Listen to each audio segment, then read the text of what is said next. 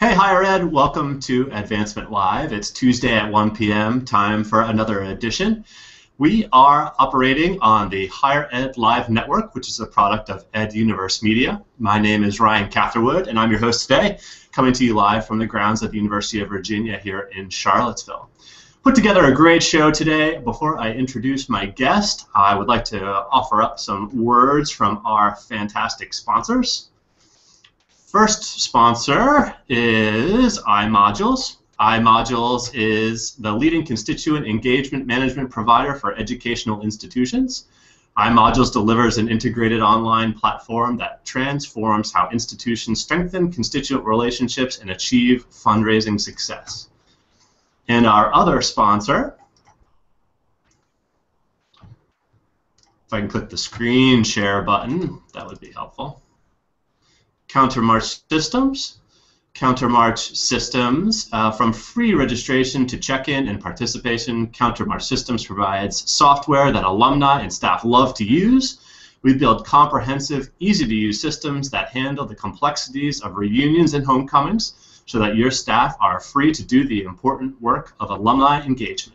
Our mobile apps provide a platform for alumni networking and social media connectivity before and after the event and are integration ready for a seamless user experience. Find out more at countermarch.com/reunions. So when I was looking for a great guest to have on Advancement Live, I had been thinking for a while about how to get a great show lined up with Megan Costello as the guest. Megan, if you are not, I assume that most of you are on Twitter if you're watching this program, but if you're not on Twitter, then first of all, you need to get on Twitter. But if you are on Twitter, you need to go ahead and follow at Mego_Costello, because she operates one of the most one of the funniest handles that you'll find out there in higher ed. Is that fair to say, Megan? You shouldn't say that, but yes, duh, of course. Yeah. Of course. And so connect with Megan at Mego_Costello, and be sure to submit some questions for us during the broadcast at #HigherEdLive. We'll be following along, and we will make an attempt to answer some questions should you submit them to us here through the back channel.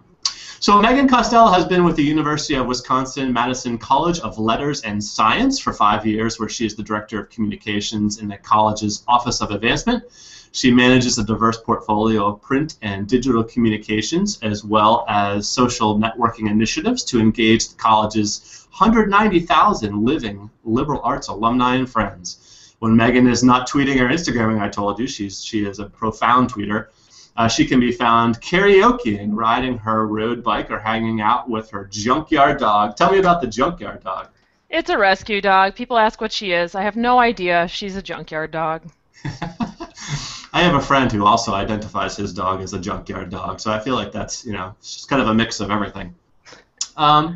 So when we came up, Megan, with something to talk about today, one of the things that you suggested was this really cool program you instituted, sort of rehashing the way you guys do business, as well as how you're working with the departments within the School of Letters and Science in a communication framework, particularly with respect to newsletters.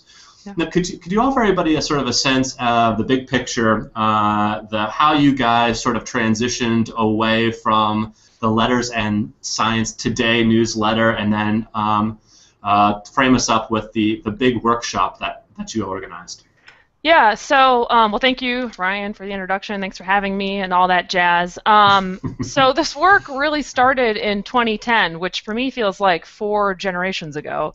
But the college had been producing, prior to my coming on board, a sort of really traditional print piece that I'm sure many of you are familiar with. I have one right here. Really large, glossy publication, lots of words, sort of one dominant picture. And this publication went out twice a year to about 150,000 people.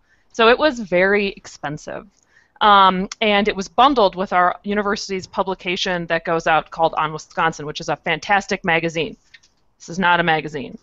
And I had a gut feeling that it did not have a lot of affinity with our alums, so we conducted a survey of 10,000 of our Letters and Science alums, who are about half of the living alums at the University of Wisconsin.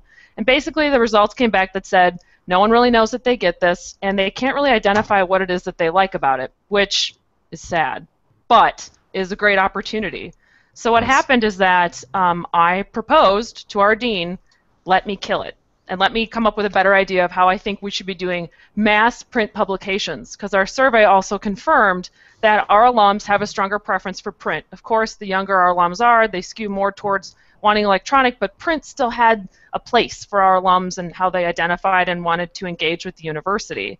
So I put together a program by which we used very much a carrot method to develop a grant that our departments that work in advancement and have the capacity with alumni and donors to apply for a grant, and then our team, who I hired, 2 outstanding staff members that I have to give a shout out to, I will tweet about this later, Mary Ellen Gabriel and Tom Zemer from my staff. We are the 3 communicators for this very large college, and we work on 13 newsletters a year as part of this process. So it really went from moving away from a big piece like this to department-based broad communications, which probably sounds like suicide to anyone. Why would I kill our college publication? And I'll sort of talk through that a little bit later. But that's really the beginning of this process, was ending a piece based on survey and market research, and then we brought in an outside expert, and we brought in DJ Stout from Pentagram Design. They're in Texas. They're fantastic, and we did a half-day workshop with our departments, and we have 39. So I have a very large portfolio of departments that vary all across the liberal arts.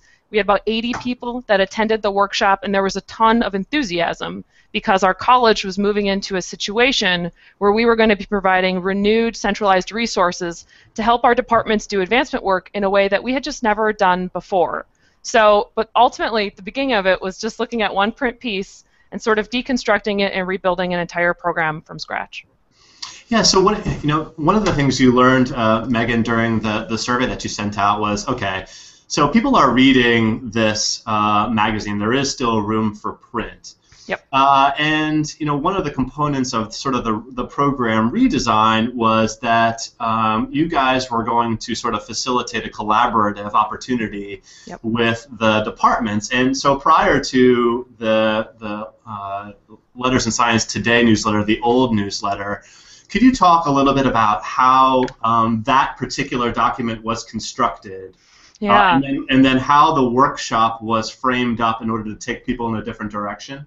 Yeah, absolutely. So one of the pieces that, and I'm sort of a broken record like this at Wisconsin, where we have a ton of staff and also faculty who work in our departments who really get advancement and they want to be involved in it, but we haven't really been in a position based on staff purely, where we can provide the sort of resources to help our departments with doing this right. And it's really a component of training and then just being able to provide resources, whether that's responding to an email or providing something like a booklet. So a really important piece when we put on this workshop, and I'm happy to talk about any of this offline if anyone ever wants, was that we put together a guidebook in partnership with our 2 sort of creative services on campus. So our Alumni Association, the Wisconsin Alumni Association, and our Central University Communications outfit partnered with myself and my 2 staff to put together sort of the first guidebook that we ever had about, like, essentially, do you want to make a newsletter, or Newsletters for Dummies 101, something like that.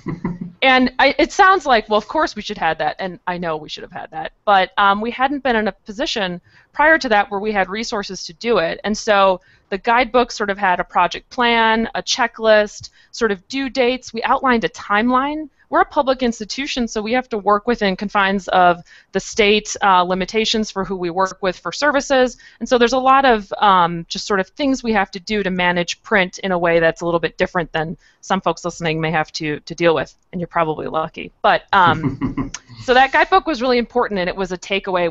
We bound it, we gave it to the workshop attendees, I put it on our sort of wiki, I sent it out afterwards, and then the grant came shortly after. So we were able to provide the training, which was the workshop, and get people really excited.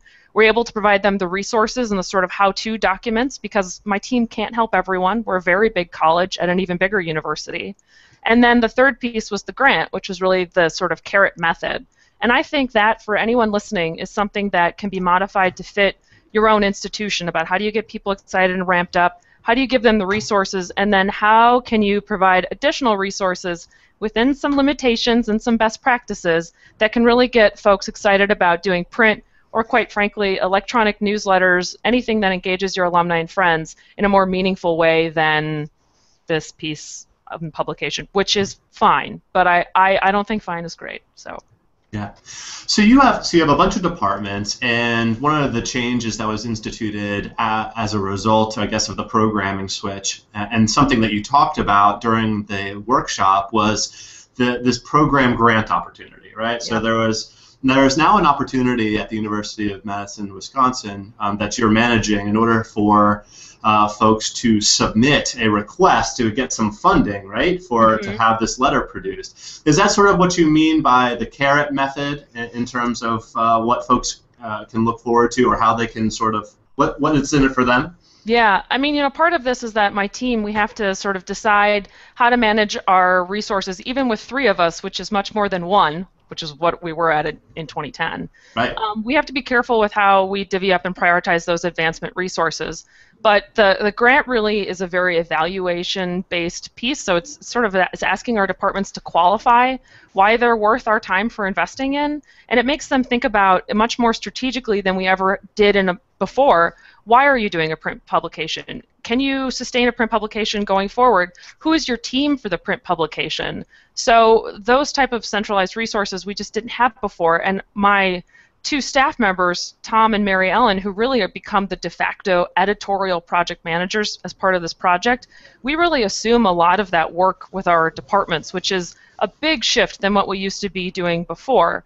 But the grant, in many ways, because we give not only staff time, we also give money, so they get about $2,500, which if the department is doing things right, most of our newsletters, and I have some I'll share later, but they're all kind of all over the board like this, they're mostly 8 to 12 page full color pieces, and $2,500 should knock off about a fourth of the cost of their newsletter, depending on how savvy they are with keeping their production timeline down. But it's really something that it's a mix of the grant and then also some of the sort of limitations that we have in that.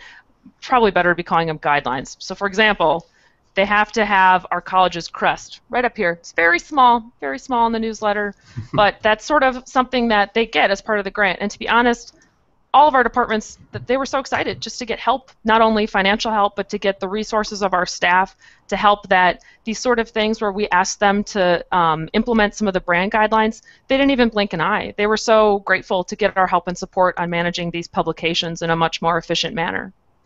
Yeah, and you had sort of mentioned, Megan, that it was like the Wild West, prior to sort of the framework switch. After the workshop was designed, sort of positioned you guys as the team and project managers associated with the departmental newsletters.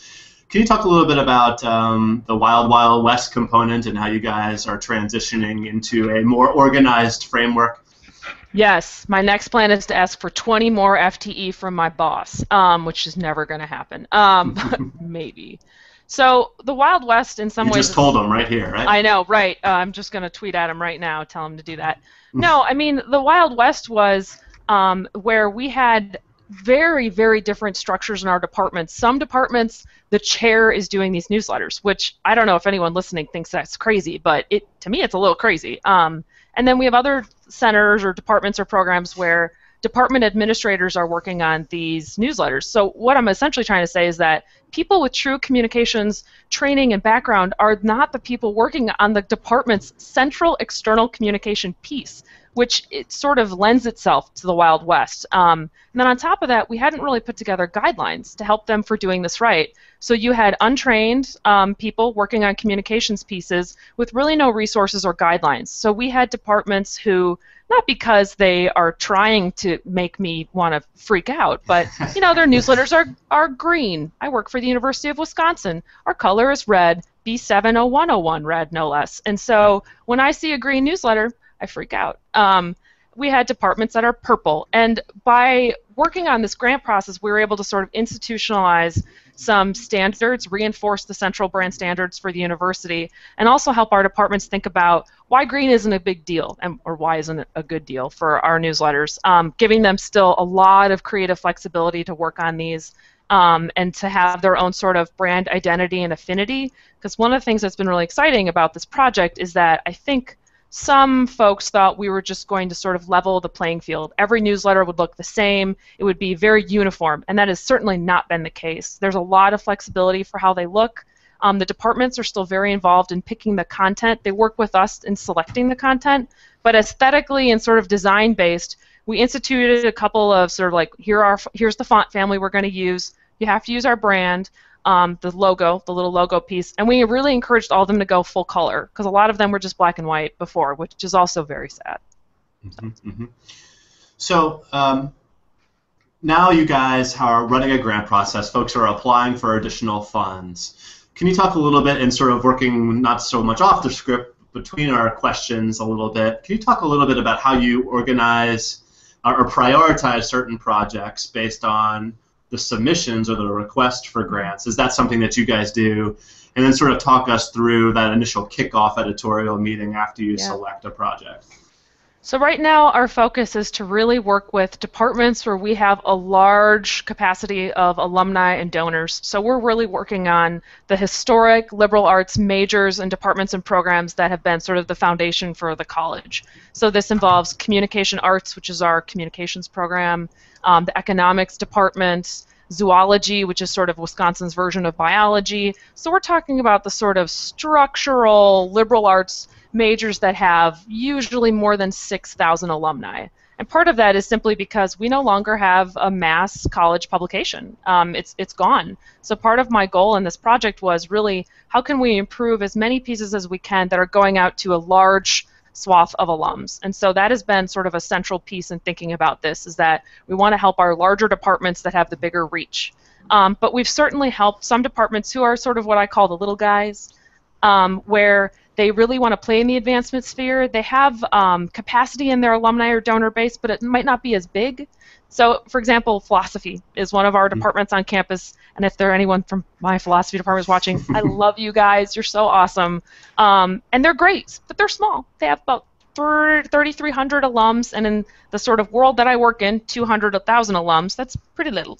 But they are so collaborative and exciting, and they do really great outreach, public service. They have some great student stories, and so to be honest, they're just a great partner to work with for us. But by and large, our focus is on those large advancement priority departments that we're really fundraising for, and we're really developing those alumni engagement strategies. That, of course, means that there are many departments in our college that we simply do not have capacity to work with, and it breaks my heart. Yeah, okay, well, but it makes perfect sense, right? I mean, you have to actually spend time with folks that sort of you're going to deliver the most impact, right? And that's sort of the tough choice, right? Is selecting the departments that have the alumni audience that can deliver the most impact for your time. Right. So you guys work with a group to set up their newsletter, and you've established sort of a starting point. What does the starting point look like? So the starting point, and we're on year 2, I should say. So we did one full round of newsletters last year, and then we're about a little bit more than halfway through that right now. By and large, most of our departments want to do a fall newsletter, and it sort of fits in with the year-end campaign, things of that nature with annual giving. So there's a reason why people are doing these all in fall. I wish more would do them in spring because it would just be easier for me, but that's not actually a good reason.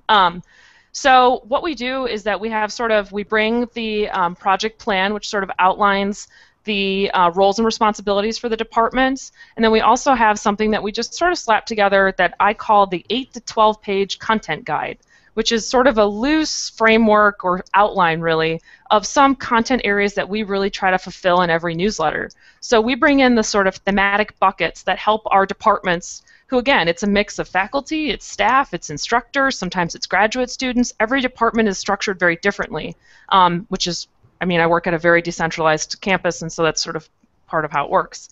And we give them a framework, but what we do, and honestly, it's not even me so much as my colleagues at this point, is we send an advance email of our first sort of kickoff editorial meeting. And we ask the department to come with some ideas. So what are some of the great compelling student stories going on? Whose research was really in the news? What are they doing in terms of public service, which, you know, like any university, teaching, research, and public service are sort of the 3 foundational goals that we're advancing. And then we always ask for a gift impact story, which is sort of another component of what I call the carrot method for these newsletters, is that we always write a story about the impact of a scholarship, of a research-based fund, so that it's really clear in the newsletter that donor alumni support plays a very big role in the work that we're doing. But all of that is really concepted very early, and there's email communications that's reiterated in the first kickoff meeting, and then a member from my staff usually goes to 2 or 3 additional editorial meetings where we work with the department to sort of get the content rolling. Mm-hmm. Yeah, and I think that it's a great idea to have some sort of categorization method and offer sort of guidelines with respect to the stewardship pieces, right. Pieces that act as donor relations. Are you guys actually writing the pieces, Megan? It's a great question. So we, as part of the grant, another one of those carrot things, is that we offer to write 2 stories of the newsletter. So that is a huge perk. I mean, when I start to think about the sort of resources we give out, which is $2,500 comes off the overall cost of the print newsletter, and that includes print, postage, mailing. That $2,500, quite honestly, we spend so much more staff time in helping manage the editorial planning of the project and then in writing pieces like we write 2 per newsletter. So a lot of times we end up writing the gift impact piece or the stewardship piece just because for myself and the college, that has great merits being repurposed in other avenues or for our college's annual report. Or we end up writing those sort of faculty features that have legs beyond the department's newsletter. But that is another thing that we do. So it's 2 out of, call it, maybe 10 stories in a newsletter. We're talking about 8-page newsletters here, so the copy is short, very short. It's like 300 words, and it's a lot more image-driven right now, which is something else that our team has been talking about. How do we provide art and photography resources in a way that's a little bit more centralized, that really complements all the work we put into editorial? In print, there's just so much room to use art in ways that you can on the web, but it's simply different. And that's something we're still talking about how to do right. We have by no means sort of cracked the nut on that completely. Yeah, that's interesting. And I think a huge component, obviously, of any sort of a newsletter would be the graphic design and layout. And it sounds like you guys have a nice approach in terms of framing it up for folks with the graphic standards manual, with sort of the content suggestions. And then you move forward to sort of the project management phase, because you got a bunch of these projects going on at once, right? And I think you mentioned that you use Basecamp. Yes, I love Basecamp. Someone should give me money for saying how much I love Basecamp right now. No, we use Basecamp. It's a lifeline because each of these projects, they're going on over the course of 8 to 10 weeks. You know, if we're really sticking to our editorial schedule. But we're also doing these newsletters as we're producing our college's annual report, which is a gift impact piece, and that goes to a subset of donors and is sort of a baby version of LNS Today, our large mass publication. But yes, we have to set up a project basically for every newsletter, and we're not sharing that with the department staff because we go through so many iterations of helping the department select the right content and really managing expectations with folks. So a lot of times, maybe people have heard this before, faculty member, let's just say, gets an award and thinks it's really, really, really important. It usually is.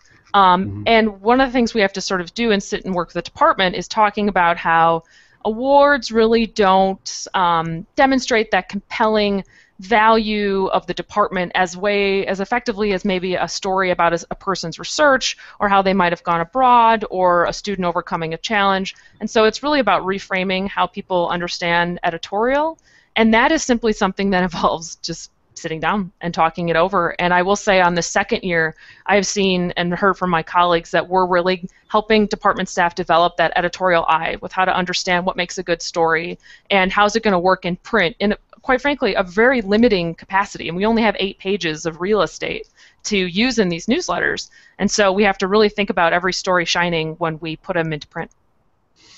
And so, yeah, and you talked through the idea of story framing a little bit in terms of how you guys are helping the faculty chairs and also the administration, the academics who are helping to put together the newsletters, and by suggesting what makes a good piece of content. And the sort of not just, and so you do have some requirements set up, and sometimes, you know, the folks that want to put stuff in the newsletter that doesn't really make for a great newsletter. can you talk a little bit about sort of the stewardship-based stories versus news stories? You guys are ultimately tasked with producing content that's going to help raise additional funds, right? Right. Right. And do you ever have to work through a scenario whereby you're talking through with the department, hey, this isn't just about news here, this is news with an agenda? Yeah, we do. Honestly, what it has mostly come down to in a lot of times is that the department, and this may be because we're Midwestern and we're super nice, but the department is, and this is something that's happening at my university at large, not just in my college, is that historically the Midwest, we just don't brag a lot. We're very we just keep to ourselves, which is actually a major problem for advancement because we need to be out telling our story and getting people really excited. And our alums are very passionate and very excited.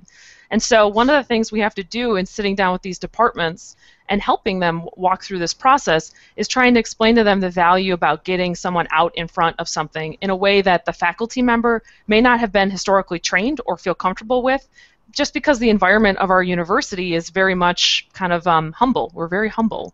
And so most of our editorial, I would say, not frustrations, but challenges is sort of picking and helping the department select who's going to be that on that lead story. What does that lead story say? Well, if we cover this person, will that make another person upset? Or how do we balance sort of managing those expectations about what to put out on front? Because every department we work with, from philosophy to zoology, and those departments are very different, is that ultimately it's about how can we get the best bang for our buck on 8 pages, and how do we show the breadth and depth of what we're doing in the liberal arts. So it's a little bit more about managing expectations like that. Almost no department we've worked with has ever said, oh no, we're just not going to talk about scholarships being important. They all get that. They get it very well. It's about selecting the sort of right student that feels comfortable with having his or her face on print that's going to 13,000 alumni. And so that's where my staff really just play a huge role in helping our departments understand why that's important, and working with the people we feature in these stories to tell them about how important it is to get out and be the face of the department. Because sometimes I think, obviously certain stories are easier to tell than others, right? Absolutely. I think that there's sort of low-hanging fruit, but the low-hanging fruit in terms of, what you could put in a newsletter isn't necessarily what's going to make for something that's cool to read. Right. Or fit within the agenda. And so you guys frame up a newsletter. You work with folks in Basecamp during the production process. But that production process then is a collaborative process with the communications department. Can you talk about how you guys function as sort of a liaison between the academic department and the creatives over at the communications office? Yes, and I will just say, if anyone just doesn't understand what I'm talking about, trust me, sometimes I don't even understand what I'm doing. But our central advancement team, we work with the departments as their sort of project manager on these newsletters, and like I said, it's a very involved process where we're writing copy, we're helping them select copy, and then we actually edit all the copy in the newsletter, which, as you might imagine, takes a crazy amount of time, but it is a service that we offer, and we think it's really important. And honestly, all of our departments that we've talked to, they really appreciate this because they get that sort of second set of eyes to look at stuff. What we do then is that, as part of the grant, my 2 campus partners who have been so incredibly helpful on this project and were part of the initial workshop that we did last summer, was that they sort of decide between the 2 of them who will take on the creative work. My shop, we do not have someone who's a full-time graphic artist or designer to sort of do the nitty-gritty layout. So what we do is that we really get the entire editorial ship together. It is ready to go. We've approved it. We've written subheads, headlines, cut lines, you name it. We've essentially designed and worked with the department to really get all the copy ready in a giant Word document. And so what we do then is that the project manager from our team goes with the department and sits down with one of our 2 creative service vendors, which is our Central Communications Office or our Alumni Association. And as part of this project, they teamed up to offer a sort of similar project management among the 2 organizations to work with ours. So it is sort of like the Holy Trinity. Like I sort of feel like in some ways like our office and like the department, like we're up here, and then the Alumni Association is on one side and University Communications is on the other. And in theory, we're all sort of doing the same thing to get the department to be Jesus or whatever, I don't know.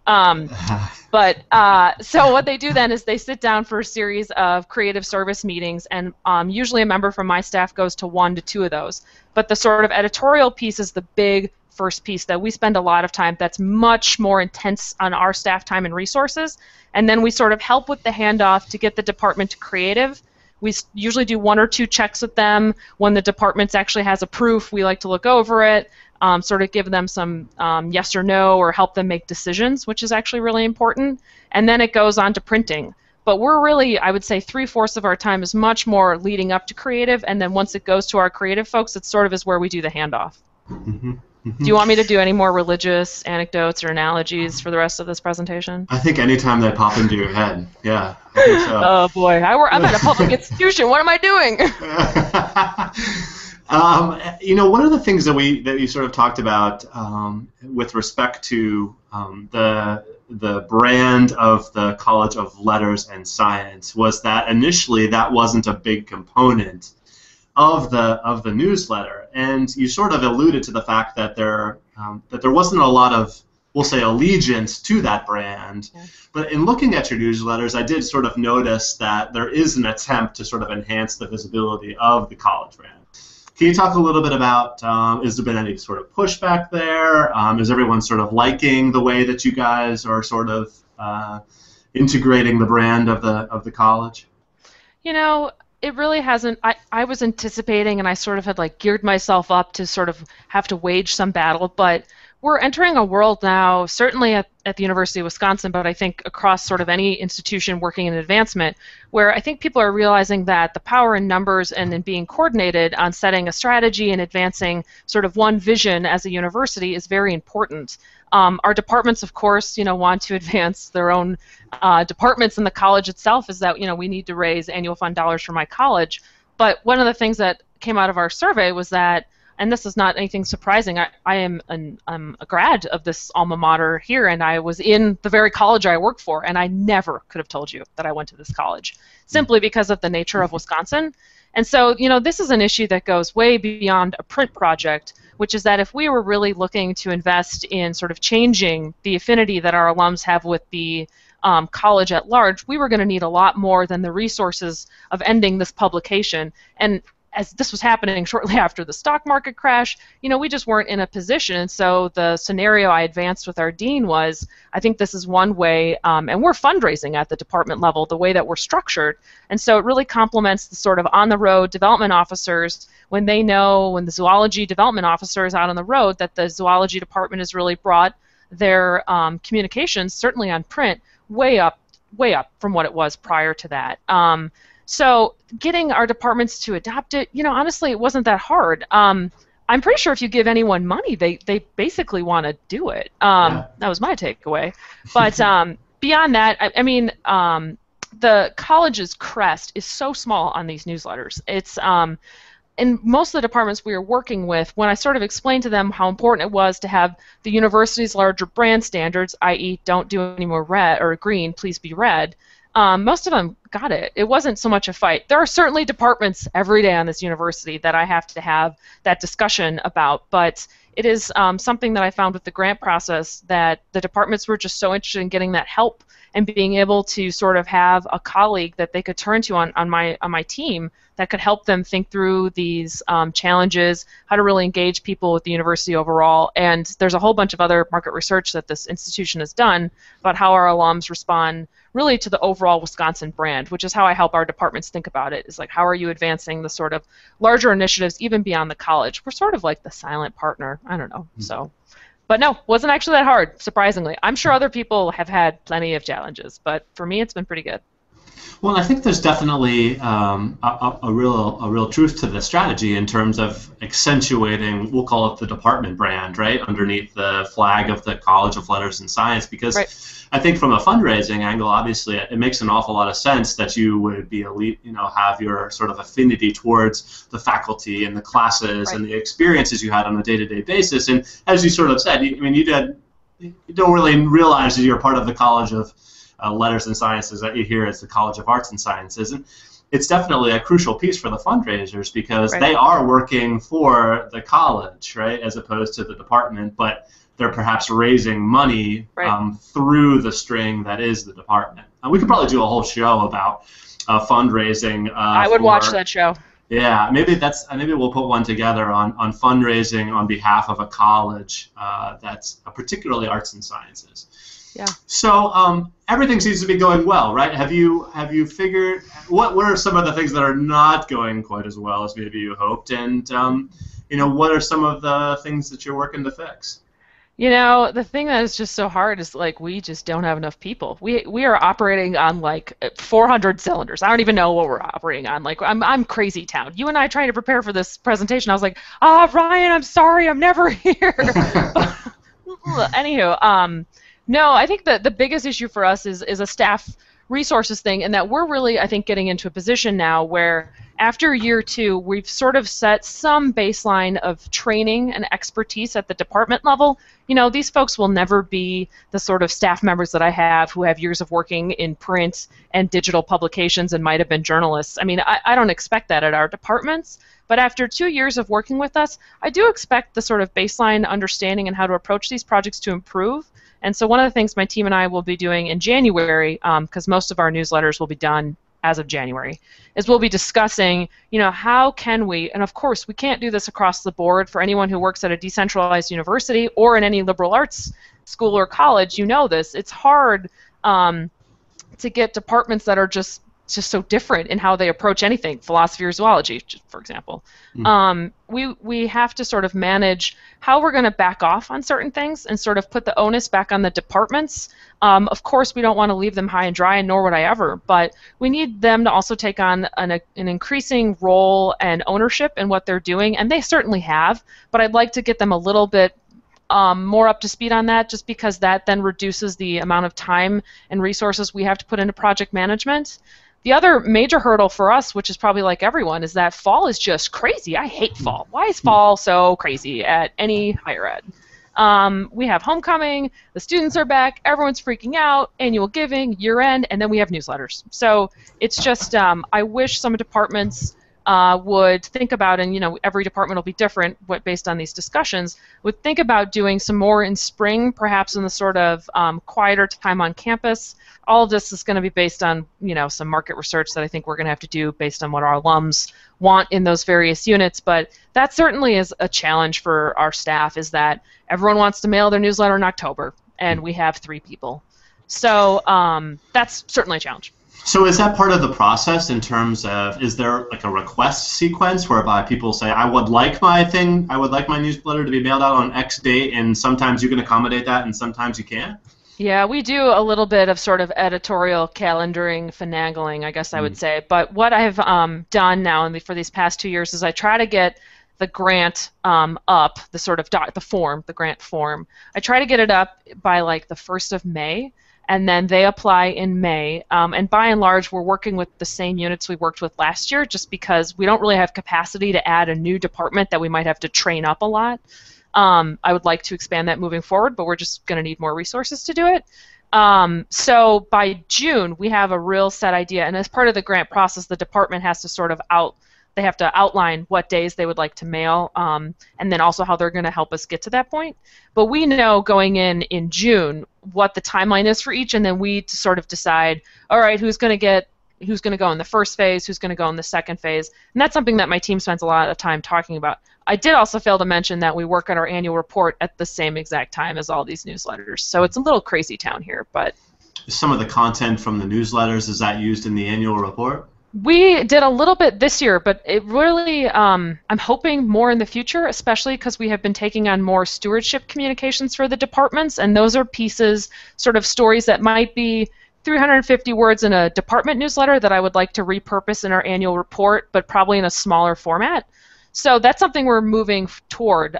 Where a lot of the content gets repurposed is that we end up posting a lot of the stories on our news page, and then the departments either repurpose it on their website or they point directly to our site. So these department newsletters do fulfill sort of annual report goals, nominal, I would say, but they're really helping with driving some stories to the web and just sort of getting it out more beyond the sort of print piece that it lives and dies in. So that actually is really exciting, and that I saw a lot more this year on that than we did in the first year. So talk to me a little bit about the success measurement here, right? I mean, that's something we all think about in terms of our communications. You know, at what point are you looking to see whether straight up fundraising was able to be increased year over year based on the new method?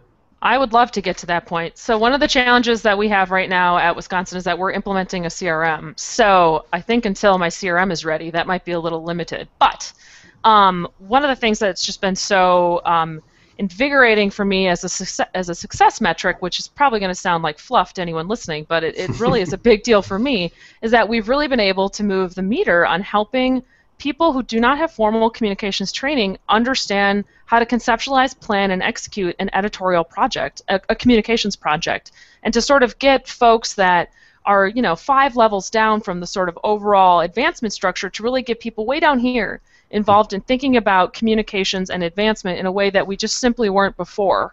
And that to me is so exciting. I think the other thing I would say is that the anecdotal evidence we are getting back from some departments about increased number of alumni notes being written in, people inquiring to have more copies sent to them, just general sort of goodwill among the faculty and staff in the department. Those sort of anecdotal responses, they make me so happy. And I think the last I would say is that the staff we've worked with, several of them after the first year wrote specifically to our dean and said, thank you for investing in this, thank you for giving us the tools and the people and the colleagues to work with on these. And so, those metrics, as much as they may sound like fluff, I really think that they make a big deal in the higher ed sphere, especially just based on how collaborative we are by our nature. And so that makes me just very excited. We are ripe for some form of assessment, and that's something that my team and I are going to be debriefing in January, because I think that we need to do an assessment again of the alumni who are receiving these print publications, and to be able to report back to our departments, but also to provide some college reporting. So that's just simply that's something that we need to look at. I'm not sure if we want to do that now after year 2, or we want to wait till year 3. But that is something that we're just going to need to sort of establish that baseline for this project and see if we did move the meter. I would like to think that this is going to improve fundraising, but what I tell our departments is that this is the sort of, I'm stealing this from a colleague of mine that sends this, your newsletter and the work that you're doing and the stories we're writing for you, it's the rain that softens the ground. So I think it's very important in the sort of advancement world to get people to recognize and be excited about their alma mater and to remember them, so that right now when they're getting called by our telefund or they're getting those year-end appeals and those direct mail pieces, that they're remembering what they read. Of course, we're all trying to do that in higher ed, but I do think that the newsletters are an important component in helping our development officers and just to help get our alums excited about their degree. I think it's great, and I think I was just thinking here, thinking to myself, my alma mater is the University of Richmond. I had a great department, which was rhetoric and communication studies, and I do not get a newsletter from that office. And University of Richmond, I think you should get me one of those newsletters. With that in mind, so every university is a little bit different, and that might not work just sort of functionally at the University of Richmond to get down to the department level. Is there sort of a scenario whereby this approach would work better for some but not others? Do you need sort of an initially decentralized sort of unit? I don't know. We're just sort of guessing here. I don't know. This program, I think the components of what we've put together can be modified for anyone. I realize not everyone's going to have 2 amazing staffers, co-workers, colleagues of mine, my team, to really take on these projects. And there are, of course, moments every fall where, we're having an argument about what should go on the cover of a newsletter, and we all have to kind of be like, okay, it's just a newsletter, it's okay. Like, we're going to get through this. But it's because so many people I work with are very passionate, so. But, there's something, I think, to be said of the decentralization. I think a lot of times we like to talk about how frustrating it is, and the sort of mode that we're in where we're providing centralized services is great in many ways, but one of the things that's been so fantastic about these department newsletters is it has allowed for creativity and flexibility within the brand standards in a way that isn't top-down. And my institution is a not top-down institution. It's just sort of a part of our tradition. It just will never really happen as a way that it does in some other institutions that I've just talked with folks. So this model really works, and it's bringing things from the ground up. It's also really allowing myself and my staff to build relationships with departments that, when I need them to help with other things that might be coming up. Issues management, an information request, you name it, something that might be sort of outside of advancement but falls into the communications world, is that we have those relationships right now. And on top of that, these people are the eyes and ears on the ground. So the more that we can do to build relationships with them, to help really find great stories that can be used in multi-platform ways, that is so helpful. And that is truly something that's a benefit of our decentralization. So, of course, I would like to get more staff so that I control the universe, but we're not quite there yet. I'm going to go out on a limb and think you ought to get some more staff, Megan. I'm going to. I'm going to write an email right after this to the dean. Well, and I do love the idea that, what you guys are doing is by working with the folks, as you sort of suggested, at the administrative level within the departments as well as some of the faculty, you're really sort of inspiring people to get into the idea of the strategic communication component, people who maybe didn't think about communications as a really fun or impactful part of their jobs. I mean, it's something that you're actually, by doing this and working, not taking on the responsibility, but sort of almost mentoring your colleagues all the way through the process. I think it's really great, and I think that you'll probably find a bunch of people who every newsletter they're writing better and better content, and the product is better and better. So that's fantastic. Sort of any in our last parting ways, wrapping up the show. Any sort of aha moment or interesting story that pops into your head with respect to working the new process? Anyone sort of any sort of big takeaway for folks with your experience? I didn't give you much time to think about this story. I know. In advance. I have some that I'm not going to talk about. Okay. Maybe one that maybe the PG version. Honestly, so one of the best things that came out of it, and anyone who's worked on newsletters, you're going to be like, oh, of course we do that.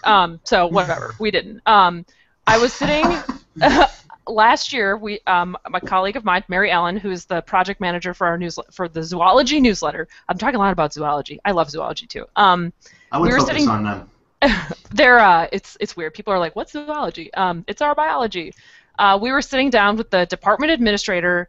They have a photographer on staff because they do a lot of specimen photography and things like that, and an instructor. So that was the newsletter team in the department. Talk about a weird group of people. An instructor, a department administrator, and an art science photographer. And the instructor, who was new to campus, just said, why don't we put a quiz in the newsletter? And I was like, that's a great idea. Yes, you should put a quiz in the newsletter, like 5 questions from the Zoology 101 exam. And that was something that really came out of an instructor, an assistant tenure track professor, and I just remember thinking, like, people can be creative, and that may sound like the sort of like, well, of course that's a good idea, but to have faculty thinking about that, these are people who are working on major grants, and a lot of times the newsletter sort of gets sacked to the like assistant tenure track professors in the department, like, oh, here, now you got to deal with the newsletter. And so to really see that sort of moment of creativity come out of it, and it was so awesome. And then this year they're doing another one, and so that like just simple piece where someone can engage with the print newsletter, that really came from a faculty member's brain, and I remember being like, that was a good idea. So there are plenty of those sort of aha moments that happen every time, and that is, to me, sort of part of moving the meter on getting people involved in thinking about advancement, but also thinking about effective communications and things that can be fun. These newsletters, in my opinion, we shouldn't be listing donor walls about people who've made gifts. We don't have enough real estate. Like, we need to be doing things that are fun and engaging and really get people excited about the value of their degree. And that is really what I see as our role is. And we are, like I said, the rain that softens the ground. And I do think Zoology 101 quizzes are one way to get us there. So I think that's awesome. And Megan, you did a really great job today on the show, despite your busy travel week last week. I appreciate your time very much, and I think what you guys are doing at Wisconsin is a really unique and entrepreneurial component of this, right? You guys have figured out sort of almost a market imperfection that's existing at your own organization and figured out a way to fulfill it, or I should say fill it, and no small feat to sort of make a major direction change, right? Major direction change. That is all I will say about it. Major direction change. And change management, we all know, is not exactly the easiest thing to do in higher education. That's why I keep my Elton John glasses around, and I put these on whenever I'm getting a little stressed out about 13 department newsletters. Yes, yes. I'm glad you whipped out the Elton John glasses. You're welcome. They're here at my office. Don't worry, everyone. I was waiting for Megan to do that. Thank you, everybody, for watching Higher Ed Live today. Actually, Advancement Live, part of the Higher Ed Live suite of channels. Let me correct myself. We're going to take the week off next week. It is Thanksgiving week. I hope everybody does have a great Thanksgiving. If you are traveling, be safe. I will be back on December the 3rd with a show, and I will be grabbing members of my team here at the University of Virginia to talk through the UVA Global Network website and some of our ideas around micro-volunteering as well as crowdsourcing content here for the website. I hope you will tune in. Thanks again, everybody, for watching. Have a great Tuesday and rest of your week. Happy Thanksgiving. Bye-bye.